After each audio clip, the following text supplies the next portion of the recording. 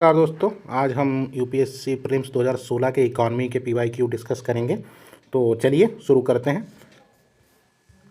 हमारा पहला प्रश्न है कि निम्नलिखित में से कौन सा या से वह या वे सूचक हैं जिसका या जिनका IFPRI द्वारा वैश्विक भुखमरी सूचकांक यानी ग्लोबल हंगर इंडेक्स रिपोर्ट बनाने में उपयोग किया जाता है। तो मैं आपको पहले बता दूं कि पहले इसे IFPRI द्वारा जारी किया जाता था, लेकिन अब इसे कंसर्न वर्ल्ड वाइड और वेल्ट हंगर हाइल्फ द्वारा संयुक्त रूप से जारी किया जाता है। ये पहले से जारी किया जाता था। तो ऑप्शन है इसका अल्प पोषण, शिशु वृद्धि रोधन और शिशु मृत्यु दर। नीचे दे कोड का प्रयोग कर हमको सही उत्तर चुनना है कि वैश्विक भुखमरी सूचकांक रिपोर्ट बनाने में किनका उपयोग किया जाता है। तो अगर हम देखें तो पहला हमारा अल्प पोषण है, एकदम सही बात है कि कैलोरी की कमी भुखमरी होने में एक बहुत महत्वपूर्ण भूमिका निभाती है, तो ये हमारा सही है। दूसरा है शिशु वृद्धि रोधन, ये भी सही है, उम्र के अनुसार लंबाई कम होना या कम लंबाई। तीसरा है शिशु मृत्यु दर, ये भी सही है, 5 वर्ष से कम उम्र के बच्चों की मृत्यु दर, ये भी सही है। अगर हम देखें तो ग्लोबल हंगर इंडेक्स कुल 4 संकेतक होते हैं, 3 ये दिए हुए हैं, चौथा है चाइल्ड वेस्टिंग। ठीक है, तो अगर हम देखें तो पहला है जैसे अपर्याप्त भोजन, इससे क्या होगा, अल्प पोषण होगा, यानी पूरी जनसंख्या में कैलोरी की कमी होगी। दूसरा है बाल कुपोषण, इसमें 2 आते हैं, एक चाइल्ड स्टंटिंग आता है यानी उम्र के हिसाब से कम लंबाई का होना, और एक आता है चाइल्ड वेस्टिंग यानी लंबाई के हिसाब से कम वजन का होना।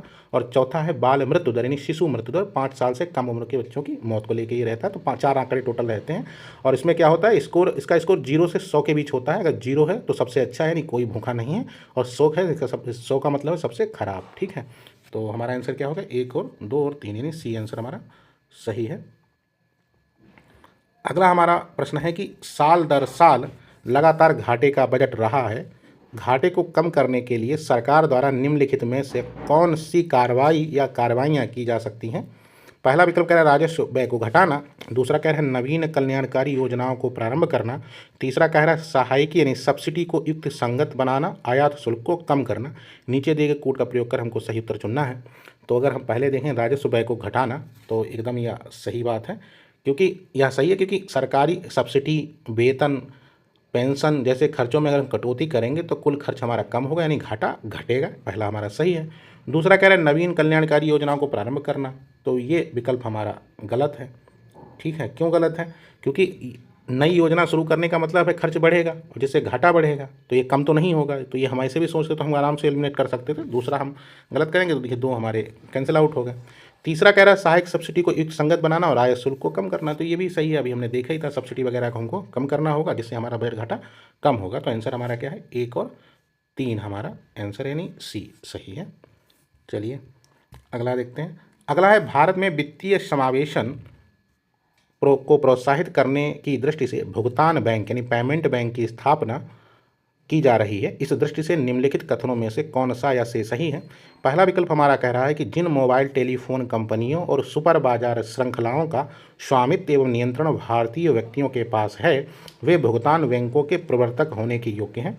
दूसरा कह रहा है भुगतान बैंक क्रेडिट कार्ड और डेबिट कार्ड दोनों जारी कर सकते हैं। और तीसरा विकल्प कह रहा है भुगतान बैंक ऋण देने के कार्यकलाप नहीं कर सकते हैं। नीचे एक कोड का प्रयोग कर हमको सही उत्तर चुनना है।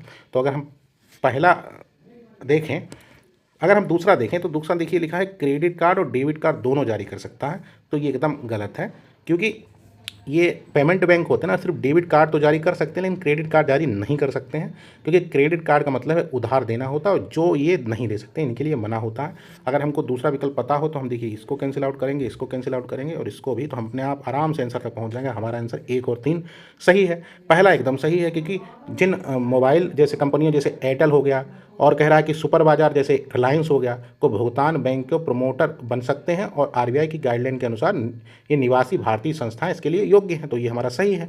तीसरा भी हमारा सही है, क्योंकि भुगतान बैंक जो है ऋण देने का कार्यकलाप नहीं कर सकते हैं। आप देखिए अगर हम इस वाले को सही मानते ना, एक मिनट अगर देखें 3 को अगर हम सही मान लेते तब भी हम 3 जैसे सही होता, तो जहाँ बात भुगतान की क्या कर रहा है, ऋण की बात कर रहा है, और हमको पता है कि क्रेडिट कार्ड वाली बात खत्म हो जाएगी यहाँ से।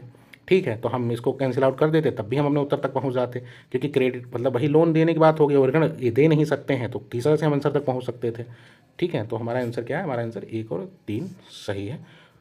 चलिए अगर हम और देखें इसके बारे में क्या कर सकते हैं तो और क्या नहीं कर सकते हैं, तो 2 लाख तक का जमा ये स्वीकार कर सकते हैं, ऋण नहीं दे सकते हैं। डेबिट कार्ड जारी कर सकते हैं, ये क्रेडिट कार्ड जारी नहीं कर सकते हैं। नेट बैंकिंग और भुगतान सेवाएं दे सकते हैं। एनआरआई डिपॉजिट लेना इनको मना है शायद। म्यूचुअल फंड और बीमा बेचना ये कर सकते हैं, ठीक है, तो ये कार्य कर सकते हैं। चलिए अगला हम देखते हैं, तो हमारा आंसर क्या था? आंसर हमारा बी था। अगला हमारा प्रश्न है, कभी कभी समाचारों में दिखाई देने वाला आईएफसी मसाला बॉन्ड के संदर्भ में निम्नलिखित कथनों में से कौन सा सही है? पहला कह रहा है अंतर्राष्ट्रीय वित्त निगम इंटरनेशनल फाइनेंस कॉर्पोरेशन जो इन बांडों को प्रस्तावित करता है विश्व बैंक की एक शाखा है। दूसरा विकल्प कह रहा है कि ये रुपए अंकित मूल्य वाले बांड हैं और सार्वजनिक एवं निजी क्षेत्र के ऋण वित्तीयन के स्रोत हैं। तो नीचे दिए कोड का प्रयोग करके हमको उत्तर चुनना था। तो अगर हम पहला देखें तो एकदम ये हमारा सही है, क्योंकि आईएफसी इंटरनेशनल फाइनेंस कॉर्पोरेशन विश्व बैंक समूह ने वर्ल्ड बैंक की 5 संस्थाओं में से एक संस्था है, तो एकदम सही है। और इसका मुख्य काम क्या है? विकासशील देशों में निजी क्षेत्र को कर्ज और निवेश के जरिए बढ़ावा देना। तो पहला विकल्प हमारा सही है। दूसरा कह रहा है कि मसाला बांड जो है ये रुपए अंकित होते हैं, तो ये भी हमारा एकदम सही है, क्योंकि ये रुपए अंकित मूल्य वाले बांड होते हैं और इसका मतलब है कि विदेशी निवेशक भारतीय रुपये यानी रुपये में निवेश करते हैं। फायदा क्या होता है? यदि रुपये की कीमत गिरती है तो इसका जोखिम भारत के कर्ज लेने वाले पर नहीं बल्कि विदेशी निवेशक पर होता है। और इन बांड का उपयोग भारतीय बुनियादी ढांचे और निजी क्षेत्र की परियोजनाओं के लिए पैसा जुटाने में किया जाता है। तो दूसरा भी हमारा सही है। तो 1 और 2 हमारे दोनों सही हो गए। तो जैसे था आईएफएससी विश्व बैंक की एक शाखा है और मसाला बांड भारतीय रुपये में जारी होते, तो दोनों सही हैं। आंसर हमारा क्या हो गया? आंसर हमारा सी सही है। चलिए अगला है कि निम्नलिखित में से किसके संदर्भ में कभी कभी समाचारों में एम्बर बॉक्स, ब्लू बॉक्स और ग्रीन बॉक्स शब्द आते हैं? तो ये तो एकदम सीधा सा है, सिंपल सा, WTO इसका आंसर है, ठीक है। तो ये 3 तरीके की सब्सिडियों की बात करता है, ग्रीन है, येलो है, अंबर मतलब जिसे बोलते हैं नीला है, इस तरीके की 3 सब्सिडियों की बात करता है। और बाकी तो गलत ही हैं हमारे, ठीक है। तो आंसर हमारा क्या हो गया? हमारा आंसर WTO हो गया। अगला हमारा प्रश्न है कि निम्नलिखित में से किसको या किन को भारत सरकार के पूंजी बजट में शामिल किया जाता है? पहला ऑप्शन कह रहा है सड़कों, इमारतों, मशीनरी आदि जैसी परिसंपत्तियों के अधिग्रहण पर व्यय। दूसरा कह रहा है विदेशी सरकारों से प्राप्त ऋण। तीसरा कह रहा है राज्यों और संघ राज्य क्षेत्रों को अनुदान ऋण और अग्रिम। नीचे दिए गए कोड का प्रयोग कर हमको सही उत्तर चुनना है। तो अगर हम सरल शब्दों में समझे पूंजी बजट क्या होता है या पूंजी क्या होता है पूंजी बजट, तो पूंजी बजट का संबंध उन लेन देन से होता है जिसमें सरकार की संपत्ति बढ़ती है या देनदारियां लायबिलिटी जो होती हैं कम बढ़ती हैं, ठीक है। और इसमें 2 हिस्से होते हैं, पूंजीगत प्राप्तियां होती हैं, पूंजीगत व्यय होते हैं। अब जैसे हमारा पहला कथन है कि सड़कों, इमारतों, मशीनरी जैसी संपत्ति में अधिग्रहण में व्यय, तो एकदम ये सही है, क्योंकि जब सरकार सड़क और बिल्डिंग बनाती है तो स्थायी संपत्ति यानी एसेट बनती है, जिसे पूंजीगत व्यय कैपिटल एक्सपेंडिचर भी कहते हैं, तो हमारा सही है। दूसरा कह रहा है विदेशी सरकारों से प्राप्त ऋण, तो ये भी सही है। जब सरकार विदेशी कर्ज लेती है तो यह सरकार की देनदारी बढ़ाता है और ये पूंजीगत प्राप्ति है, तो एकदम सही है। तीसरा कह राज्यों और संघ राज्य क्षेत्रों को अनुदान, ऋण और अग्रिम, तो ये भी एकदम सही है, क्योंकि केंद्र सरकार जब राज्यों को कर्ज देते हैं तो भविष्य में वापस मिलना होता है, यानी यह सरकार के लिए एक निवेश एसेट जैसा होता है, इसमें भी पूंजीगत व्यय माना जाता है। तो ठीक है, तो हमारा आंसर क्या होगा? 1, 2 और 3 तीनों सही हैं, ठीक है। अगर हम देखें तो जैसे वेतन हुआ, पेंशन हुआ, सब्सिडी हुई, तो ये ना संपत्ति बनी है और ना कर्ज घटा है, तो ये क्या है? राजस्व है, एक तरीके से है। नया पुल बनना संपत्ति बनी है तो ये पूंजीगत हो गया। विदेश से कर्ज लेना देनदारी बढ़ी है यानी पूंजीगत हो गया। पुराने कर्ज पर ब्याज देना ना संपत्ति बनी है ना कर्ज घटा है यानी यह राजस्व हो गया। तो इस तरीके से थोड़ा ध्यान दिए, पूंजीगत व्यय क्या होते हैं, राजस्व व्यय क्या होते हैं, पूंजीगत प्राप्तियाँ क्या होती हैं, राजस्व प्राप्तियाँ क्या होती है, ये इस तरीके से प्रश्न बनता है। तो आंसर हमारा क्या है? आंसर हमारा डी है। अगला हमारा प्रश्न है कि हाल ही में IMF के SDR बास्केट में निम्नलिखित में से किस मुद्रा को जोड़ने का प्रस्ताव दिया गया है? तो अगर हम देखें SDR क्या होता है, तो SDR कोई असली मुद्रा नहीं होती है, बल्कि यह IMF द्वारा बनाई गई एक अंतर्राष्ट्रीय आरक्षित संपत्ति है, रिजर्व एसेट। इसे हम पेपर गोल्ड भी कहा जाता है। सदस्य देश इसमें आपस में विनिमय के लिए इसका उपयोग करते हैं। तो SDR बास्केट में कौन कौन सी मुद्राएं हैं? वर्तमान में 5 मुद्राएं शामिल हैं। अमेरिकी डॉलर है, यूरो है, जापानी येन है और ब्रिटिश पाउंड है। और 2016 में चीनी रेनमिनी की बात की गई थी, यही हमारा आंसर है, इसको शामिल किया गया था, ठीक है। तो आंसर हमारा क्या है? आंसर हमारा डी है, ठीक है, कि इसी को जोड़ने का प्रस्ताव किया गया। तो 2016 में इसको जोड़ा गया था। तो 5 अंतर्राष्ट्रीय मुद्राएं SDR में शामिल है, उसमें एक चीनी मुद्रा शामिल है। चलिए अगला देखते हैं। अगला हमारा प्रश्न है अंतर्राष्ट्रीय मौद्रिक एवं वित्तीय समिति के संदर्भ में निम्नलिखित कथनों पर विचार कीजिए। पहला कह रहा है आईएमएफसी विश्व अर्थव्यवस्था से सरोकार रखने वाले विषयों पर चर्चा करता है और अंतर्राष्ट्रीय मुद्रा कोष को उसके कार्य की दिशा पर सलाह देता है। दूसरा कह रहा है आईएमएफसी की बैठकों में विश्व बैंक प्रेक्षक की भांति भाग लेता है। उपयुक्त में से कौन सा ऐसे कथन सही है? तो अगर हम पहला देखें तो ये हमारा विकल्प जो है सही है, क्योंकि आईएमएफसी का मुख्य काम ही यही है कि यह 2 साल में 2 बार मिलता है और आईएमएफसी बोर्ड ऑफ गवर्नेंस को रिपोर्ट करता है। यह वैश्विक तरलता यानी लिक्विडिटी और विकासशील देशों को संसाधनों के हस्तांतरण जैसे मुद्दों पर सलाह देता है। एकदम सही है।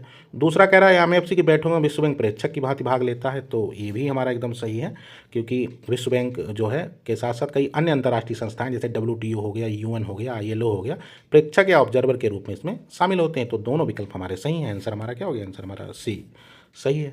ठीक है, चलिए अगला देखते हैं। अगर हम देखें तो इसमें 14-24 सदस्य होते हैं। ठीक है, और इसके पास कोई औपचारिक निर्णय लेने की शक्ति नहीं होती, केवल ये परामर्शदाता संस्था के रूप में होता है। ठीक है, तो ये वर्ष में लगभग 2 बार ये मिलता है। तो आंसर हमारा क्या है? सी सही है।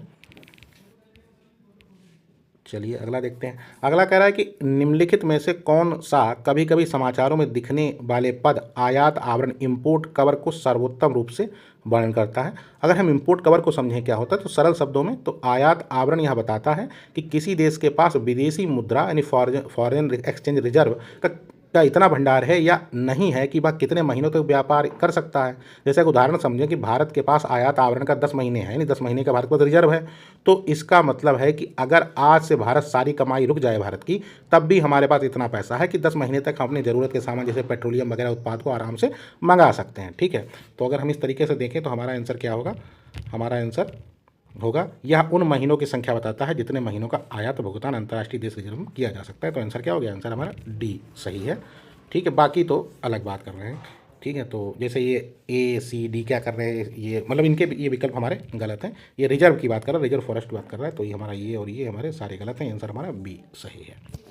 ठीक है, अगला है कोर बैंकिंग समाधान CBC जिसे हम बोलते हैं पद कभी कभी समाचारों में देखा जाता है।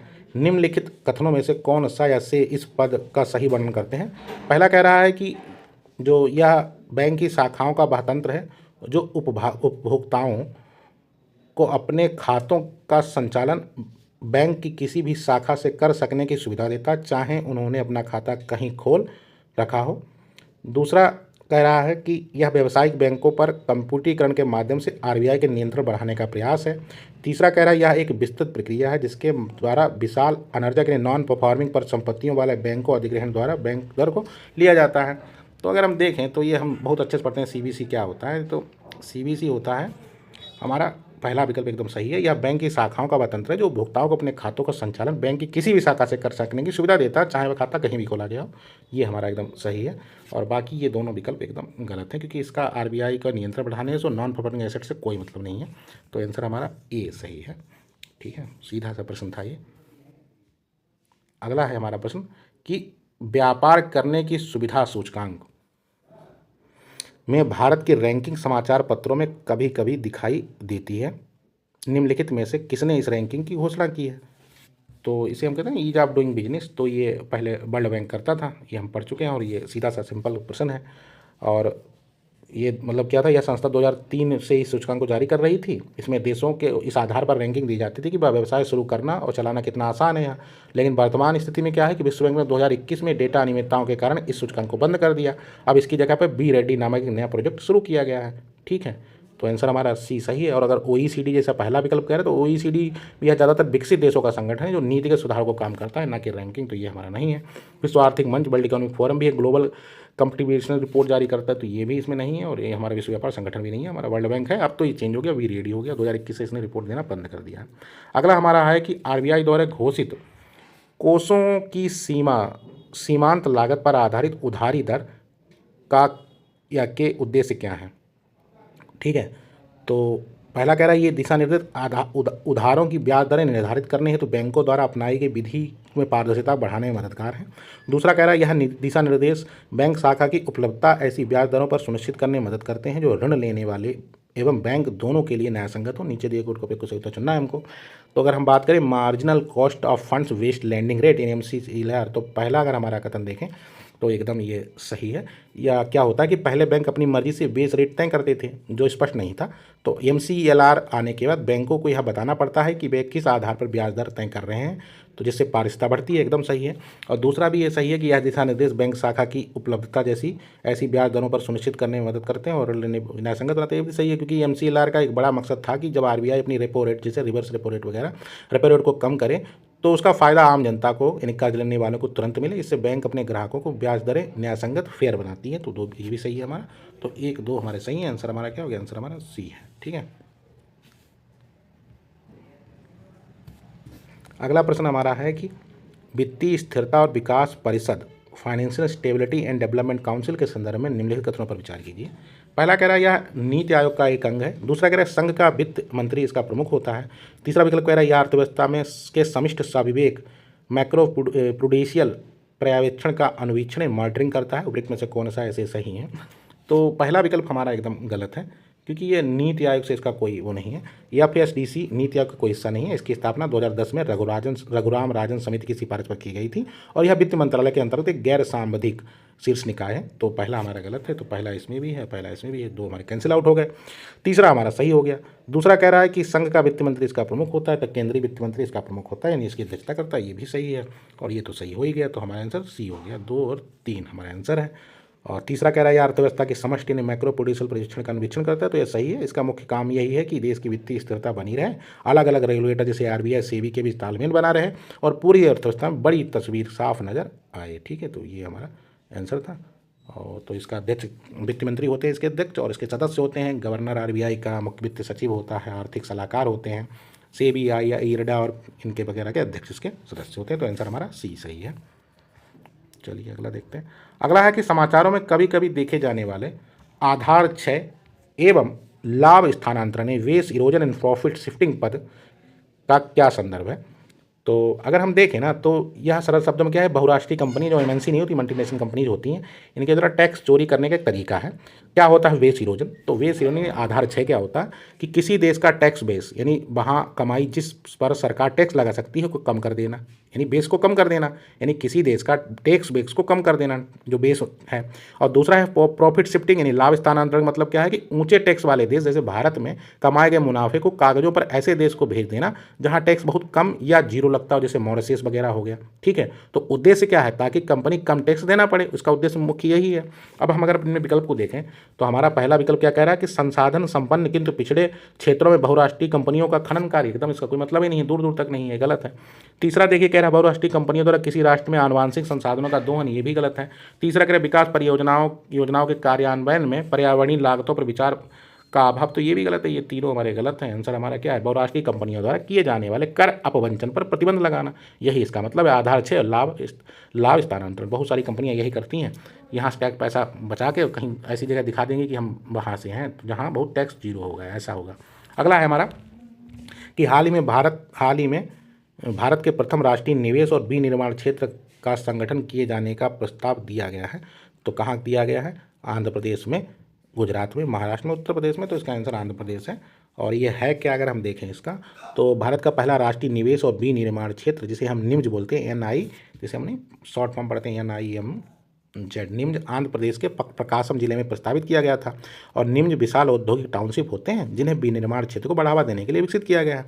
ये क्या करते हैं? यह विशेष आर्थिक क्षेत्र होते हैं, स्पेशल इकोनॉमिक जोन इसे हम बोलते हैं। और ये विशेष आर्थिक क्षेत्र बड़े होते हैं और इनमें आधुनिक बुनियादी ढांचा, स्वच्छ तकनीक, बेहतर कनेक्टिविटी प्रदान की जाती है। और इसका उद्देश्य क्या होता है? भारत की GDP में विनिर्माण की हिस्सेदारी को बढ़ाकर 25% करना और करोड़ों नौकरियां पैदा करना। तो राष्ट्रीय विनिर्माण नीति यानी यह नीति 2011 में केंद्र सरकार द्वारा घोषित की गई थी। तो यही इसका कार्य है। आंध्र प्रदेश में पहली बार इसको खोला गया था। तो आंसर हमारा आंध्र प्रदेश है। ठीक है। अगला हमारा प्रश्न है कि सरकार की संप्रभु स्वर्ण योजना एवं स्वर्ण मुद्राकरण योजना का के क्या उद्देश्य हैं? तो पहला कह रहा है इस भारतीय गृहस्थों के पास निष्क्रिय पड़े सोने को अर्थव्यवस्था में लाना। दूसरा कह रहा है स्वर्ण एवं आभूषण के क्षेत्र में FDI को प्रोत्साहित करना। और तीसरा स्वर्ण आयात पर भारत की निर्भरता को कमी लाना। नीचे दे कोड का प्रयोग कर हमको सही उत्तर चुनना है। तो पहला एकदम हमारा सही है, क्योंकि ये जो जो गोल्ड मोनेटाइजेशन स्कीम है, इसका मुख्य लक्ष्य क्या है कि घरों और संस्थानों में बेकार पड़े सोने को बाहर निकालना और उसे उत्पादक योग्य बनाना। ये हमारा सही है।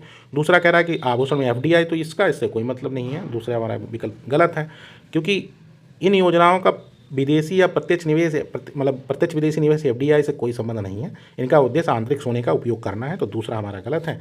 दूसरा इसमें भी है, इसमें भी है, पहला हमारा सही था। अब तीसरा देखते हैं। तीसरा कह रहा है कि स्वर्ण आयात पर भारत की निर्भरता में कमी लाना, तो ये भी एकदम नॉर्मल सी बात है, ये भी सही है। तो हमारा 1, 3 सही है, पहला भी गलत है, क्योंकि जब घरेलू सोना बाजार में आएगा तो भौतिक सोने के बजाय पेपर गोल्ड खरीदेंगे लोग, तो विदेश में सोना कम मंगाना पड़ेगा और चालू खाता घाटा क्या होगा, हमारा कम हो जाएगा। तो 1 और 3 हमारा सही है। ठीक है, चलिए, तो आज इतना ही था। 2016 के पीवाईक्यू कंप्लीट हुए। कल मिलते हैं 2015 के साथ, फिर इसके बाद हम लोग कुछ और शुरू करेंगे। अभी साइंस टेक के पीवाईक्यू बचे हैं, तो उन पे हम लोग उनको देखेंगे। चलिए मिलते हैं सर, कल मिलते हैं, नमस्कार।